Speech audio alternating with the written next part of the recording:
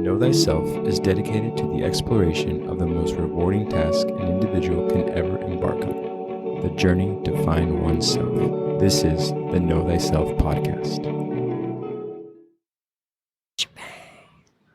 All right, cool. We're rolling. Let me just move a couple things over here. I love the sound in the background. I think we should definitely keep it. But before we get started, we should definitely disclose that we are in different places yet again, and you happen to be in a great place. Right by the sea, right by Lady Ocean herself. Absolutely. You know what? This is actually really exciting. Welcome to the Know Thyself podcast. Oh, look at that. I did the intro.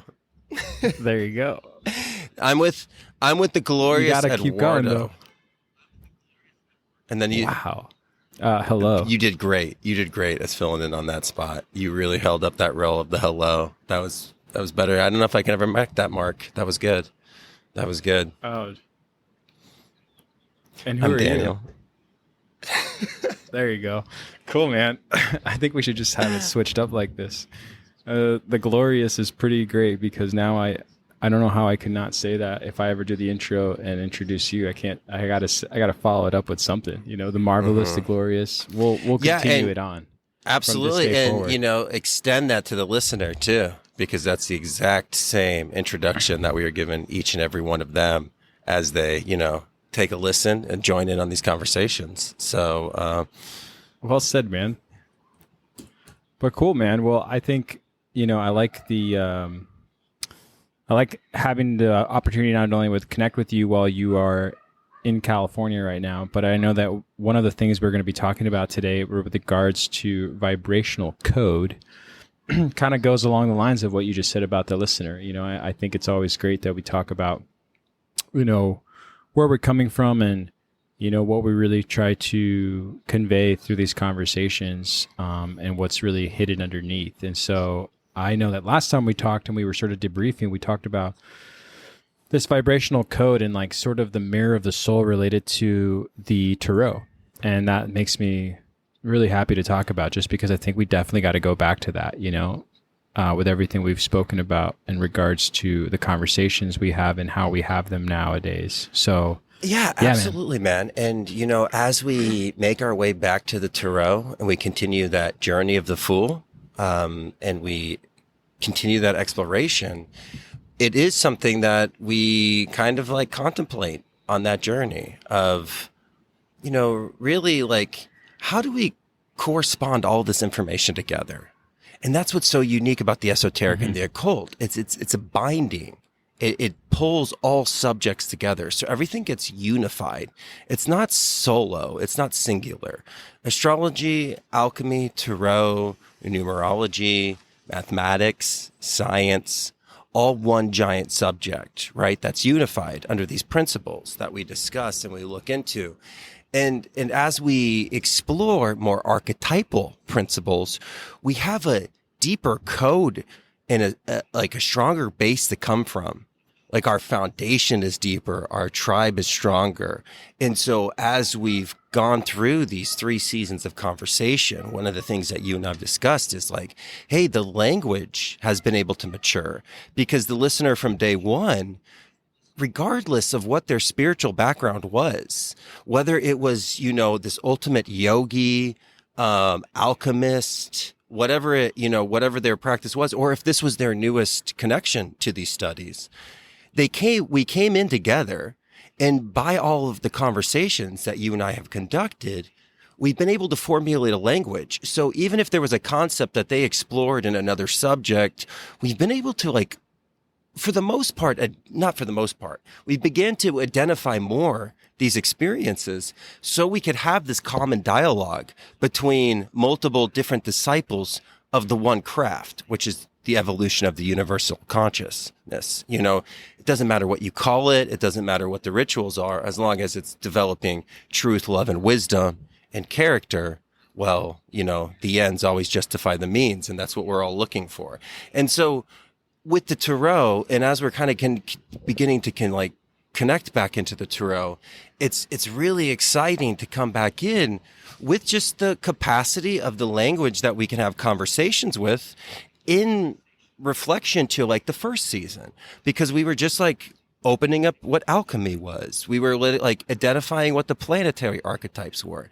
Well, now we're getting to watch the dance, and we're like talking about the dance as it's dancing, as we're all dancing in the dance. And so it's a really fun experience. And that's why this, season is all about application and all about like, how do we start to program the code better? And I think that that's exactly what you and I wanted to have a conversation in today. The application nature. And, also one of the big things I was excited to talk to you about, because I always feel like you have a pulse with this, is the grand pulse of like how information is presented and at what time information is presented and how it gets presented, especially in regards to the esoteric. And I think it's a really important thing if all of the individuals that listen to this podcast are obviously like students and seekers. And so they're like, their feed is tapped into this information. One of the big things that we kind of want to talk about too, as we're going about the tarot, because it's all about these bigger archetypal patterns, is even watch the archetypal patterns of what information is being like represented to the community of consciousness. Like notice the pattern in videos on discernment for like a month and a half. All of these amazing YouTube, Rumble, like, what do you call them? Like content creators were making stuff on spiritual discernment. And then they're making things about the false light. And don't rush to judgment of like, oh, you're just making a video on the false light because maybe the alchemists made a video on the false light, or the Mind and Magic made a video on the false light. No, listen to all of them, because you're actually seeing how the consciousness is pulsating and what it's trying to get your attention to. And so even noticing bigger patterns and content, like even our own podcast, when a subject comes out that we release, notice it in the grander pattern of the other podcasts that are doing these kind of conversations. Why is there a connection? Even if they're like, the title's not the same, the subject matter is, because again, we're picking up archetypal patterns that are not only like set into nature, like the tarot cards, but also what's unfolding right in front of our faces in the moment, which is where God is operating. Does that make sense?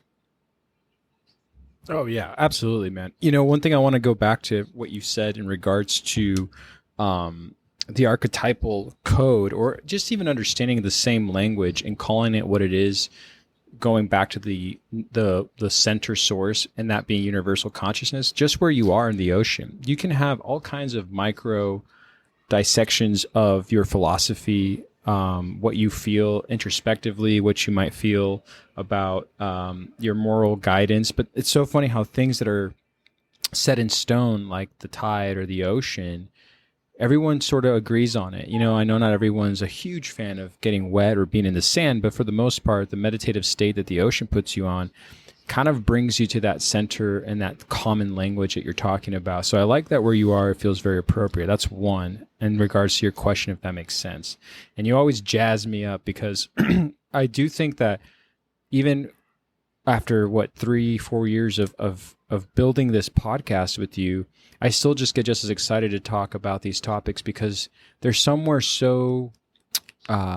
there's somewhere deep inside of us, but there's also such clarity when you start to sort of understand why these principles and philosophies, and even in the case of the tarot, have made their way into human existence and have been studied by so many, and also elaborated, or have been not elaborated, but have been developed further from when they first came about. Like the tarot, since the Renaissance period, you're still getting a lot of people who have not only an active interest in it, but also are curious enough to take that path. And there's got to be a reason for that. And so when you say that, if you pay attention to all the other individuals who are on the same subjects that maybe we're talking about, or maybe are opening up about, that is a great point, which is paying attention to the fact that why is there this conversation happening in all realms or in all places all at once. And that makes me, just not only excited, but again, I remember there was someone who asked me about my thoughts on Carl Jung and doing shadow work. And they really wanted to take that approach, but I wanted to talk about all things concerning not just the self, but also the like just all of us as a whole operating in this five sense reality, and why we even are drawn to these principles or these individuals in philosophy, whether it's modern philosophy or ancient philosophy. And so when you talk about the Tarot, when you talk about this common language, it sort of validates the fact that people are realizing it's not just one topic that we're interested in, it's all the topics that lead us to discovering not necessarily every little detail about ourselves, but coming to terms about those things, figuring out, why am I feeling, an absence of light, and why am I drawn to darkness, or why am I in darkness and I'm reaching for light, but I can't find it? And I think that's not only part of the journey, but when you start to really discover these things, again, back to the theme here with archetypal code, other things just sort of become available to you. And so when you said that you're a fan of what I like to do, and Daniel's always said this, and I'll say this like you're not in the room, but Daniel will always say, I'm such a fan of how you apply these principles to your life, and I just don't have another option. There's things that are going to happen that are very dark, that are very unpredictable, that are very difficult to deal with, but all this information that I gathered and all this information I'm basically just a fan of, that's there for a reason to aid us in such, unfathomable, and unpredictable situations that life presents itself to us. And so whether it's the Tarot or whether it is like a book that you just opened the first page to in regards to some long journey of this hero going into this fantastical like story, whether it's Lord of the Rings or, anything of that matter, you're on the right path because you're trying to do more with what has been presented to you in the physical reality, but also what the unconscious is trying to get you to discover about maybe the world or about yourself in a more rational but unrational fashion at the same time. Well, for sure. No, and sense. you said it between the reaching for the light and the darkness, because it's a blending. Everything blends. That's what we're looking to do here, blending the shadow with the active consciousness. Like, everything blends, and that's why water wins. That's why the last sign of the zodiac is water. That's why you were birthed through water. That's why your birth and the birth of a ship, and the ship has a birth certificate just like you do because you came from water. Everything goes to water and returns from water. Water is going to ultimately win. That. There's a reason why when we spoke about that, it's not rock, paper, scissors, spit, because you would choose spit and you would win every time. Every time you could just spit and be like, I'll win because water's going to win. It was so funny. We've had these, actually this week, I've had this conversation a lot. It came up in the zeitgeist of the moment with connections with like astrology charts and like alchemical conversations. But like next time you're in the grocery store, walk to the water aisle when all the water's in the plastic and just laugh at the plastic and be like, oh, you think you've got me contained? You think you have me contained? Like it's only a matter of time. Like within time, water will win everything. And the water of the tarot blends together because the tarot is the water component of the esoteric sciences. It's the silver. It's the intuitive. It's the language that's beyond words. It's the reflection. That's why every major arcana is looking back at you because you're looking at yourself. It shows us. And why the tarot is so familiar is because the tarot belongs to the womb, which is the 12th house. So it's the birth that you come into and it's where you're going to die. Like the 12th house of the zodiac represents like where your pineal gland comes through and where it leaves, right? So it's the beginning and the end, which is the 12th house, which is Pisces. But this is, when you look at your 12th house in your natal chart, you look at not only how you're going to spend the latter years of your life and your spiritual development and things of other chords, like the 12th house is endless. It also speaks about your gestation period. 12th house connection with tarot is because the tarot is the slideshow that the archetype of God was showing you when you were in the womb. When the womb was like wishing water and it was saying like, don't forget. It was going 78 from 1 to 78 of the tarot card. It was like literally just showing you. This is why you're so connected to it, because it's like, it's not outside of you. It's within you. It's your code. It's how you operate the code. And the thing about the tarot is it's a code of archetypal value. So you have like chemical codes, which is taste and smell, right? They change the system that it gets inputted in and it gives a reaction, but these are archetypal. So these codes are just as important, but they're tied to the fabric of human history and consciousness in general. It's not even humans. It's all of living consciousness and non-living consciousness, or what we perceive as non-living consciousness, because everything is alive, right? Everything is living. But this is what we kind of see. Tarot is the slideshow that God showed you right before it was like, don't forget. And you're like, forget what? And then the next moment you noticed you took your first breath and you were a baby. And you forgot it all. You forgot what the womb was telling you. Right. The thing, it was just like, don't forget this. It was the tarot. So when you come back to the tarot, you get connected to it. It's a homecoming. You know what I mean? It should be like your pep rally. It's like, oh, this is the archetypal patterns I need to establish to develop my soul, to develop my character, so I can be the person that I need to be to not only serve the universe, but myself, because it's one and the same. You know, I and I, as we kind of make through this. And so like me and you spoke about this a lot through this whole practice. And that's what we've kind of wanted to like look at this conversation of. We spoke about this. How many times have we spoke about how all of these archetypal cards up to this point, you're looking in the eyes of them, but they're not only like you're looking in their eyes and then they're looking back into your eyes. When we think about these cards that came before the Chariot, right? All these major arcana tarot cards. Remember how we've always spoken about like you're looking into their eyes, but then they're looking into your eyes. And it's like, it's almost finding that component of the archetype within you. And it's like this like unique kind of awareness of a new vibration. Does that make sense? You know, like in connection? Absolutely.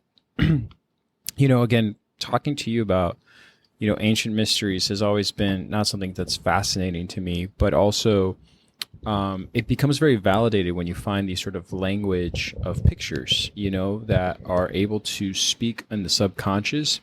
And, you know, we've talked about the history multiple times, whether it's like in Islamic cultures or like the Egyptian cultures that had these symbols that were speaking to the soul. And so I love what you said about right before you took your first breath. It's like, hey, remember. And you're like, remember what? Because it's true. As soon as you see these images, when you're ready to receive the image, it sort of speaks to you in a way you can't really describe, you know? And I think that that's something that we always kind of move past very easily with all the stimulation that's always around us. And so when we took a turn into the tarot away from, say, like when we were breaking down the zodiac, you know, it kind of clicked where I realized, okay, there's just another form of understanding, you know, not only what these symbols and images represent, but also how they can aid you in this like never-ending quest for your soul and trying to find the language of the soul. Because I think that, you know, we talk about numbers, obviously, when we bring up the tarot. And I think it's something that we need to sort of explain, that when you bring up these numbers, you know, numbers were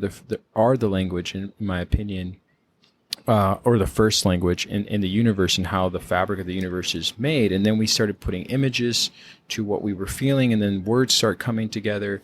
And so we have all these complex ways of describing what is going around us and what our eyes are seeing, but what goes on within, what these feelings are, what these, you know, tumultuous like periods of life that you go through and how to handle them are always so complex, but there's sort of these clues left behind by those who, as they were coming to the end of their physical journey, were able to leave behind for you to sort of tap into maybe a little quicker and maybe enable you to figure out what they're really representing from within, so you can help the world from without, or what's out on the outside. And so I think it's important that we keep talking about this, you know. On a complete side note, again, not like you're not here, but Daniel and I were moving into the next card of the tarot, and Daniel said, you know, we need to really just revisit these conversations, you know, like this is not just heavy stuff, but it's like, why are we bringing this up? If you've listened to this series for the last 2 or 3 or the whole time in our existence of these years, you'll realize, you know, we're not just covering a vast amount of information, but we're also trying to, you know, incorporate the things we learn along the way to the things that are not just older than us, but are also there for the taking right now and open to conversation like this. And so I thought that was a great idea that we bring this up again. I like how you talk about how this is like Mirror of the Soul Part 2. So I know there's Mirror of the Soul out there if you want to listen to that first episode, but it's so much more exciting to be able to kind of revamp or reopen this conversation, I should say, with you in regards to its importance, but why. Oh, absolutely. At the same time, And that's the thing. We can never not have enough conversations about any of these subjects. Like you and I could literally talk about just the first book, Dante's Inferno, not even, Paradoxa, like not even the other three books, not even the trilogy. We literally could probably extract information, experience, understanding, and correspondences with our own growth through that story for the end of time. Any other subject is like this. Like, everything is endless. It's death and rebirth, new octave of understanding, new octave of awareness. And so like conversations like this, when we're just like, hey, why don't we just because we were trying to find our grounding point, because it's like, how many times did we start to do the Chariot episode? The most of all of them. And it's one of and it's a card that you and I have had deep respect from since the very beginning. It was a card that we were very excited about talking about. The Chariot's the only thing. Like the Chariot tapes should be an episode, which should be the 5, 6, or 7 episodes that we've tried to do with the Chariot of Ultimate Timelines, because it's been like a 4-month process. But the reason was because we had to come back together and have a conversation about the Tarot. It was like, no, you got to just reground into this mirror that you're about to tap into. You're just going to jump into the 7th card, which is really the 8th card. You're just going to just do that. No, it's like you got to kind of set the table back up for this conversation and really present the moment of more correspondences. Because one of the things that's, I think, really amazing about this experience of these last 3 years is to think about, and it's all of us are included in this. This is me, I, right? It's me, you, and the listener. If we think about what this whole thing has been about, is to get you to learn that it's all the same language. And as you learn about astrology, you learn about alchemy. You're like, oh, what's the stage of calcination about? The fire stage. Well, if you know the 3 archetypes of the zodiac, you could kind of guess what would be the Aries, Leo, Sagittarius blend of a stage of transformation. You know what I mean? So everything's built into each other. And so always coming back to correspondences, because it's data points that's going to get you online. It's the data points because you get turned online and then you get connected online and you get connected to these things, these patterns, and then you can actually influence the system, but it's all a giant pattern. But there's a network that's happening within us. And when we do this, we become online. Does that make sense? Oh yeah, absolutely. I mean, I know we haven't even really scratched the surface with even the Kabbalah, and there's so much about that in itself that we can, incorporate into what we're talking about here. And when you talk about these data points that we get to connect to, I think about, you said the listener a few times, but I do think about the people who reach out to us. No one ever reaches out to us and says, hey, this is great entertainment. Thanks. Keep going. Everyone just thanks us. Hey, thank you so much. This has really helped me out in my journey. No one says, hey, if it wasn't for you, I would be nowhere either. So I feel like everybody out there, and this is a salute to every listener out there, is doing what they need to do to connect to those data points. And they're absorbing as much as they can in order to not only be a better version of themselves, but to also aid the community that they're in. And that to me is why I do this, is not that I have a voice that is going to tell you how it is, but more so I'm inviting you to a conversation with a person that I truly admire and love as a friend, that helps me, really not just rediscover what these principles might be, but how to use them to connect to those data points you're talking about. So it does make sense. You know what I mean? And again, I know we were about to jump into the Chariot, and I've read the Chariot so many different times and tried to, look at other resources to see how I can let it sink in, how I can let it sort of simmer for a bit, if you will, and see where it touches parts of the unconscious for me that make me go, okay, I know how I'm going to present this. And then when we would start recording, and you're absolutely right, we should maybe release them as bonuses. I don't know. But we have like at least 3 recordings that are. You're a gentleman. I think there's like 5 of them. I think there's 5 of them. But honestly, seriously, but on the real. They're good though. On the real. I know that it's honestly because of this, and this is a great alchemical lesson, and this is very humble. One of the things that you and I have seen with this component of our conversations that have been conducted together, right? Because it's through love and it's just through truth. And it's true, man. All we want to be is like, we just try to be the gateway connection even to more esoteric resources. Like we want to get you connected. Like, right. Again, this information is not ours. It's working through us. It's just like speaking through us, but we're here just to be a network to like finding what maybe synchronizes with you, or if you're kind of like you, Eduardo and myself, where you kind of like a unification of all of them. Like we'll talk about Wicca, we'll talk about Druidism, we'll talk about alchemy, astrology. Like we just want to be this like introduction and truly like the gateway drug. Like if the New World Order was making a Dare commercial, it would be about us. It was like, don't you listen to that, know thyself, forget you all thinking for yourself and just knowing that you're the most special thing in the universe, because you are.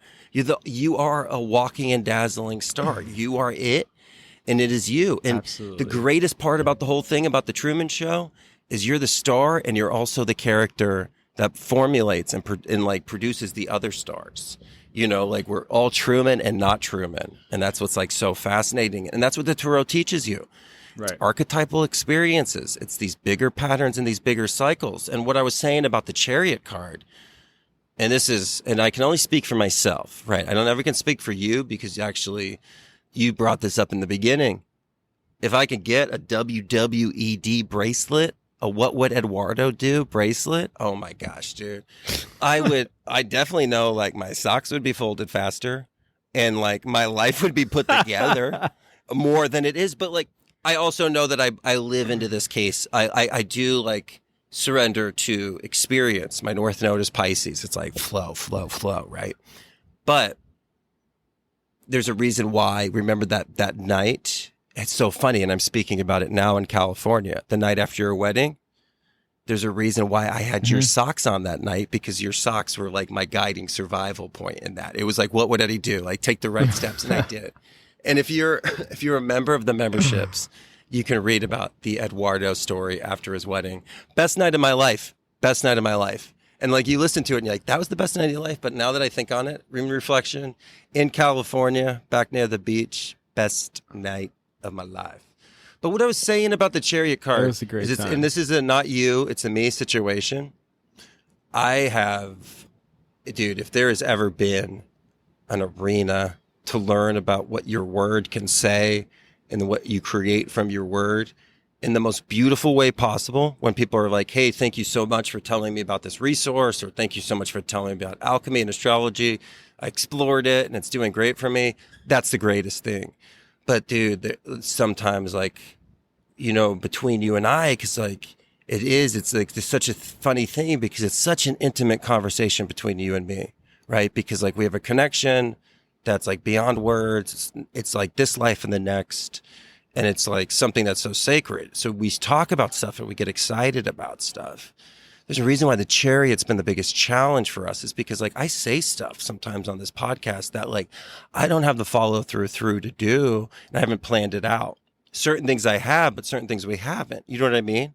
And that's why this is resonating with us like this. It's showing, the archetype is showing ourselves in the inversion, but it's not so much you, because you actually always come to what's the calling. And it's not, and I'm not saying that like, oh, I've completely let it down. But what I'm saying is like the ideas of us like being like, hey, let's make an event that we all come together, let's do this and let's do that. Like, does that make sense why the Chariot card of construction and finishing things? But the thing is it's also a flow state, and it's a Cancer thing, because it's just like, no, like it's the conversations that are doing this. Like maybe you tried to put the ceiling on before you were supposed to, and you're just learning it.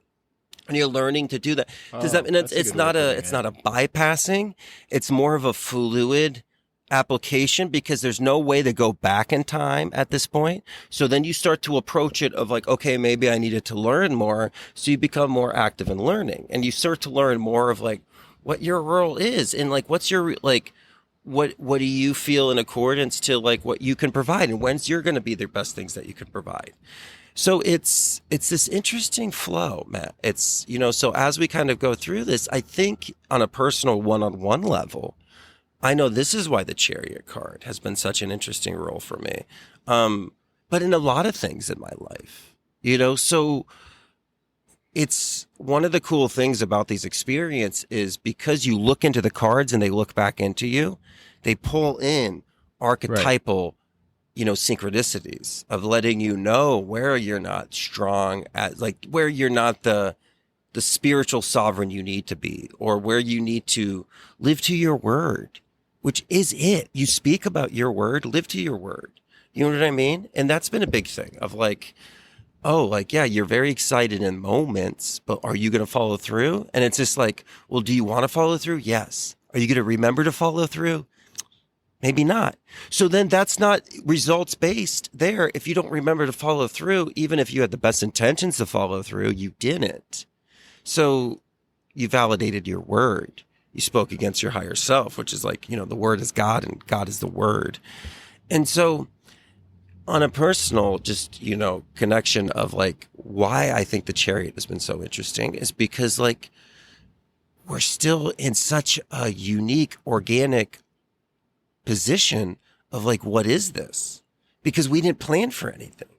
All it was just like, hey, we're both not working because everybody's playing Halloween, you know, 365 and everybody's covering up. So it was just like, let's just like hang out and talk together. And we did. And it was just so happened that like, you remember how like blown away we were when we had 100 listeners, like 100 people have listened to your podcast. We were blown away. We were like, who are these people? You know what I mean? And we were so excited. Yeah. We're like, I bet they would all be our best friends, and they probably still are. Like we're all probably should have a high five. And to be completely honest, I think the high five will come naturally. If you ever like connect to Eduardo or myself and you just go to do a high five in a unique combination, I can give my word, and Eduardo's more suave than I am. So I will say that he will definitely pull off the equilibrium of that. But does that make sense? No, dude. I mean, yeah. And again, and thank you for always trying to flatter me, man. But I think one thing you just hit on that I thought was very kind and very humble of you to say is that I don't know if I was understanding you correctly.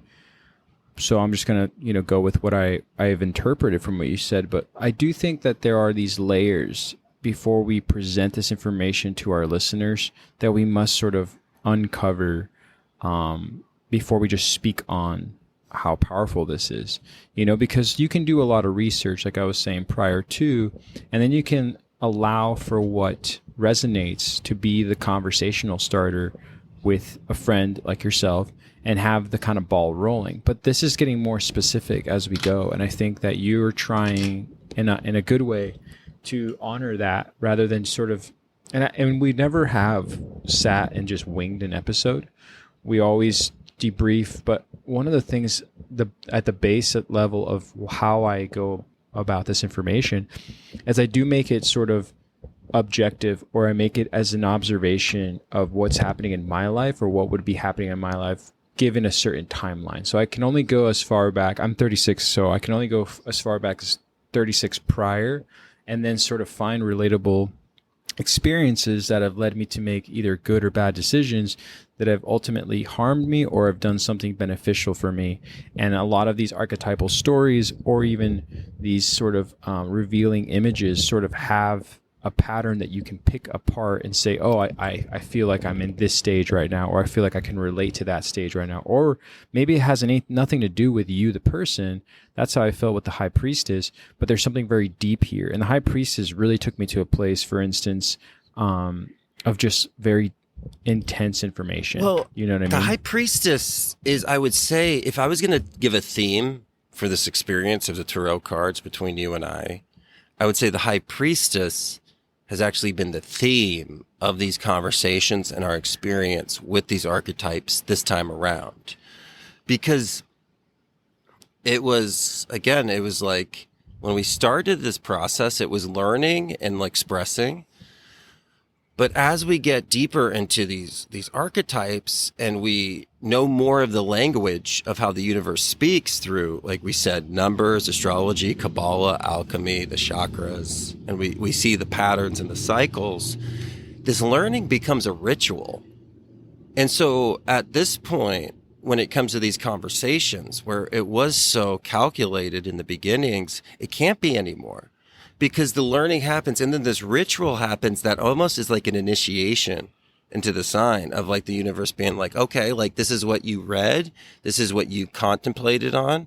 Well, this is what we're speaking through this conversation. And it's this whole process. And so we kind of have to sit with it. And it's an interesting thing because we know when we're rushing it. I call poser so fast on myself. I'm like, poser, this is a poser. I'm like, this isn't good. And I'm like, why are we doing this tonight? And then we're talk and we just have a conversation and we maybe plan it. It's not like this happens very often, but with this card it did. But again, it's this unique thing of well, where's the block in the speaker's life? Everything, all roads will lead back to Rome. And so it's interesting of what comes off so easily and then what comes off through distillation. And that's what the Chariot card will be. And it's not even just the component of getting stuff done for myself and the process. It's also looking back at what has been accomplished, because that's not something also that I see with the Chariot is it's I don't look back on the roofs that have tops on them. It's always what are you doing right now in the moment? And it's just there's no validation of oh, what have you created in the past? What have you done? What else have you done before this? Before you were literally holding your pop filter by the handle so your boot doesn't hit you in the face as you're talking through the microphone on this beach house view, But Absolutely, man. But I have to give you a compliment though about that. That's your authentic self though. I know that you sometimes want to take apart your decision making and you're right. I guess for me, the Chariot, as we move into the conversation of the Chariot for the next time, where I can relate to it is I constantly want to leave the city of noise and take that Chariot and take both sides in the blends of my understanding of the world and go full speed ahead. And I feel you, as you talk about, you're well, what did I create, or what was something that I have done? You've created a lot of things, man.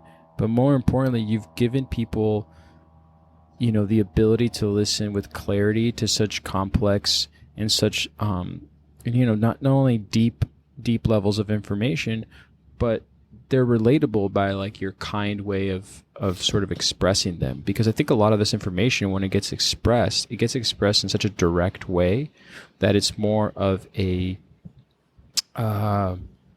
what's the right word I want to say? Just sort of a more harsh presentation, I guess, or more matter of fact, which turns a lot of ears off. And when the ears are turned off and they're not really, listening with the heart, the disconnection, it doesn't matter how fascinating the information is, that disconnection isn't going to allow for the real, the real richness of what's beneath it all to reach the person who's vulnerable enough to want to listen. I think you help individuals, including your students when you were a teacher, to get to that point of being not only heard, but wanting to hear you. And I think that's a great gift that you have, man. But that's something on the side. But the other thing I was going to say is when you talk about the poser thing, I love that because you're authentic. I think you're authentic about what this information is. I do sometimes contemplate that if this information was so occulted and so hidden from the masses,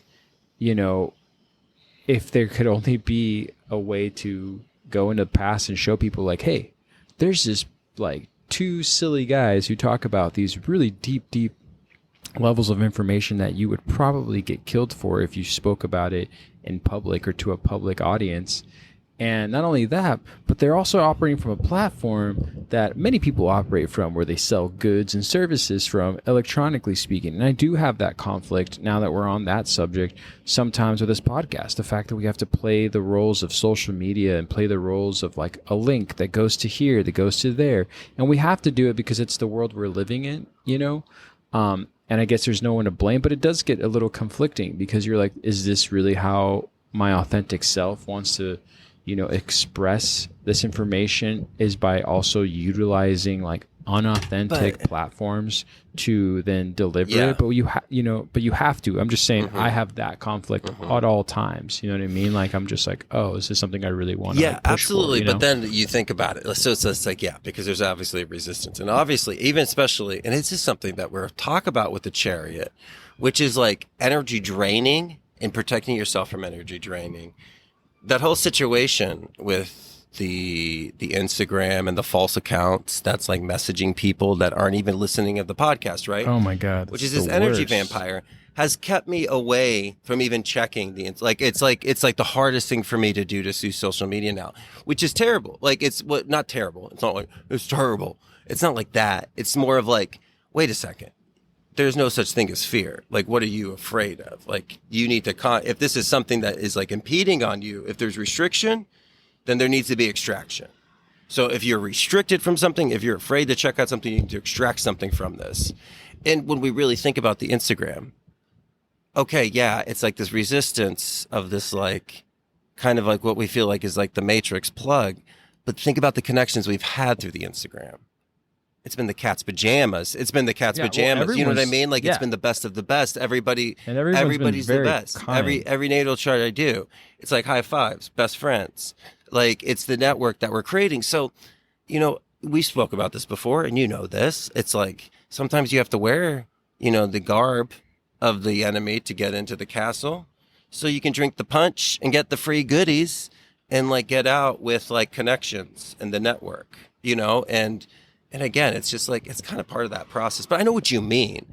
And you're better, and I shouldn't say anything, because you're way better at the social media than I am. So me to be like, you know. Oh God, no. I just know that I can't give up that easily. Kind of what you just said. It's just like, and I'm not saying you gave up in any way. I'm saying more like, it is hard to, but I think you're absolutely right. Like, anytime that we've like gone into a discussion, or everyone is just warning us. So much love to all of you who actually message us and go, hey, there's a fake account, and this is what they're asking. Nobody's like, hey, what are you doing to me? Or why are you taking advantage of me? Everyone's like, no, these guys, I don't think they're out for this. And I'm like, thank you. And we're not. And I try to respond to every one of those people. Can I say, too, a big sovereign thing of just how conscious our community is? So if you were just like, is that community super conscious?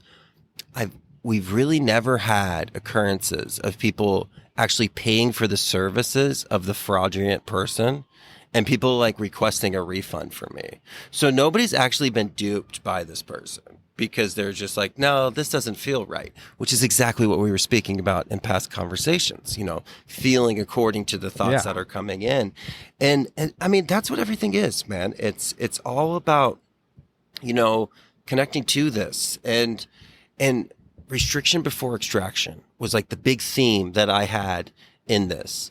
Is like, we feel restriction before there can be the grand extraction. And we felt restriction in this conversation because there needed to be a grand extraction of just tapping back into the silver key. It's like a different bell to ring. We got out of the golden key, which was astrology. We were ringing the bell of the labors of Hercules, which would make sense because Hercules is the story of the sun. It's connected to the story of Christ, which is the ultimate story of the sun. Now we're creating the lunar keys, the feminine mysteries, the intuitive component, the silver key of the grand equation, you know, mama. I mean, that's it. Yeah. Like, really, truly, like, that's how we probably first said it at first, which is so important. And I'm looking at the sea right now, and I don't know if we even explained that, because sometimes we jump into stuff, like we're like hit record, and then we start talking like everybody's been listening to the whole conversation. But I am looking out at the ocean for right now. And it's just such a beautiful thing. And so all of that healing energy that is going to the ocean, of course, I send it to you and your family, Eduardo, but I also send it to everybody that's listening tonight. And it's just the best. Thanks, man.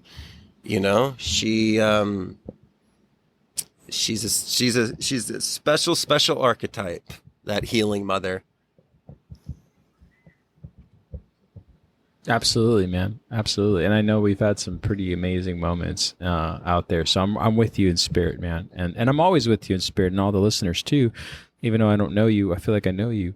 But I'm always in spirit, especially, going back to why we do this and how we get to this point with even the conversation of the tarot. So I'm actually very thankful we haven't moved on to the chariot, because I feel like we had to get this, again, back to these levels. I don't know why I keep using the word levels, but we have to always uncover certain levels in order to then see where we're both at and where we can have a common language and a conversation that doesn't lose anybody listening, but also has a disposition that people know we're coming from, that is, again, this common thread moving into the chariot. Because, again, I do listen to sometimes when I'm editing some of the recordings.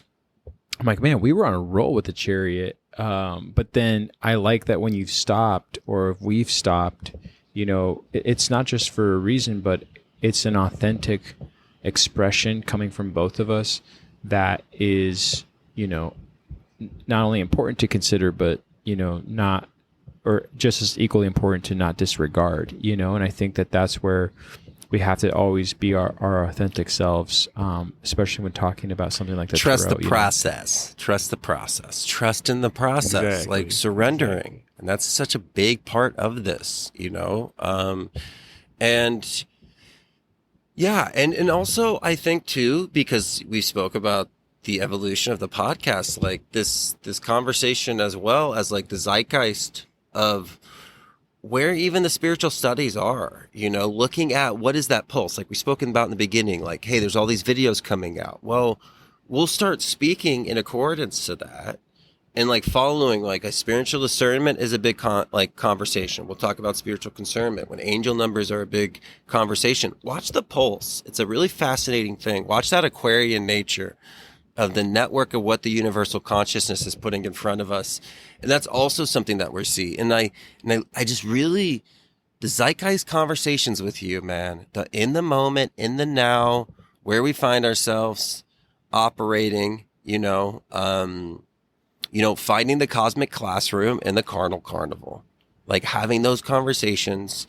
And again, it's one of the things that always were meant for these conversations too, was if you find yourself in a group, if you have friends that listen to this, these are meant to be the basis of the conversation, so you can jump in really deep once you come together, because you don't have to go over the foundations that we speak about with even the tarot cards and things like that.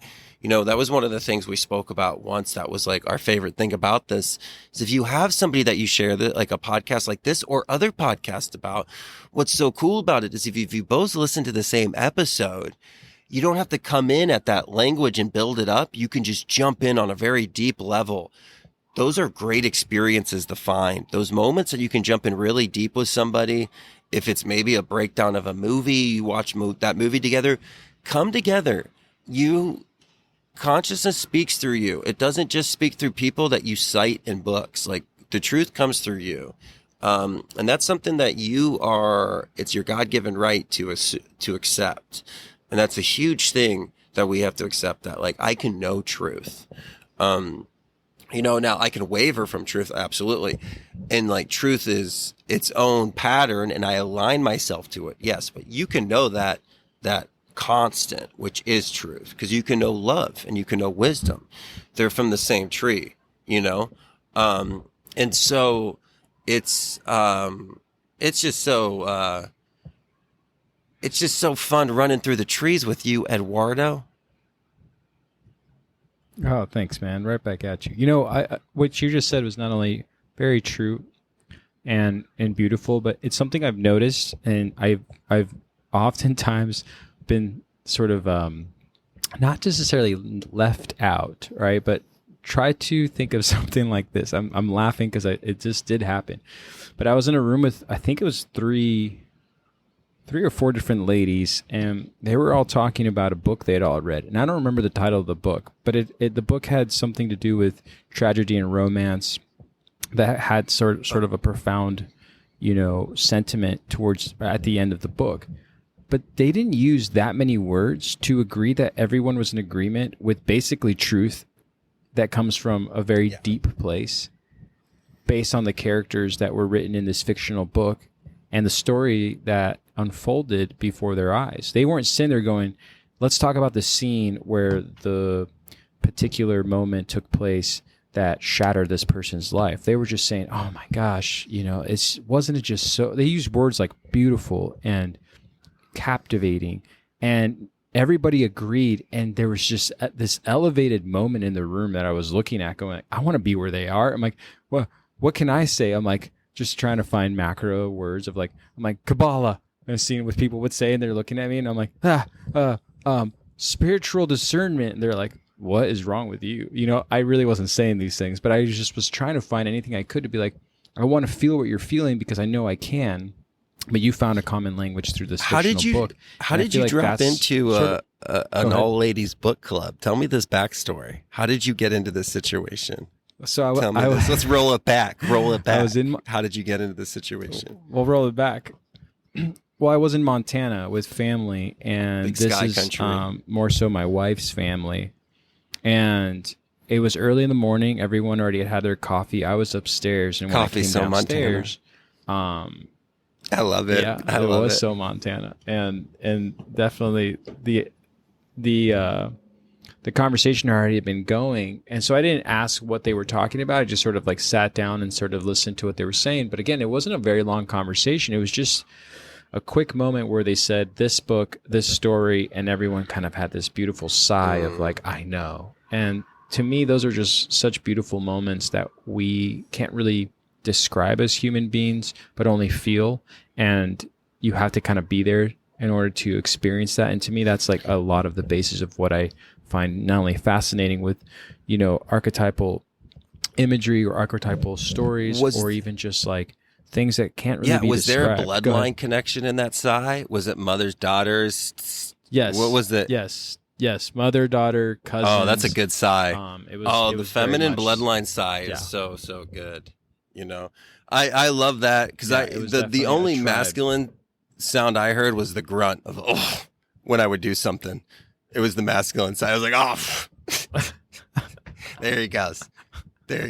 But I love that feminine side. No, but the feminine side, bloodline, friends, vibration of your friends, the connection, the laughter, the tone, the vibrational frequency, comfort that comes from the ones that your tribe is your vibe. And I think that that's so important. And so that's a beautiful thing to see, man. So 5 people, especially a story. Yeah. How cool is it that now you've seen a book that they read? So they all had their own individual experience through this, but they all vibrated with the same kind of sigh in this collective frequency that was that feminine expression of love, nurturing, and the component of, I don't know what the story is about, but it sounds wicked awesome. Yeah. Yeah, and it wasn't even that important because, if I try to go back and say, hey, what book is this? They could even turn around and go, you may not like it. I'm like, what? But they got at least the gist of what it. I know. I'm digging it. I'm digging it. And I feel like that's kind of how I feel about how we describe some of these, not only topics, but how we should probably describe our common understanding of, say, such the Tarot. And that's it, man. Sometimes I you're in a tire change place with somebody who just had an epic day because they had a flat tire, and they see it as this oh my gosh, this has been the worst day ever. And you're like, really? I'm seeing it as this mythological story against you in the underworld. It's a fight against time. Are you going to persevere? Are you going to survive? It's this, it's a journey, it's it. And I think that's a valuable thing to recognize in all moments. And I think that's the process of being, is to like see the story as it's being written, Right. and see yourself as the story, you know, observing the story, but also influencing the story through your character of like what you want to bring to the story. And we know what we bring. We bring love, truth, and wisdom, you know, and we bring that idea of Absolutely.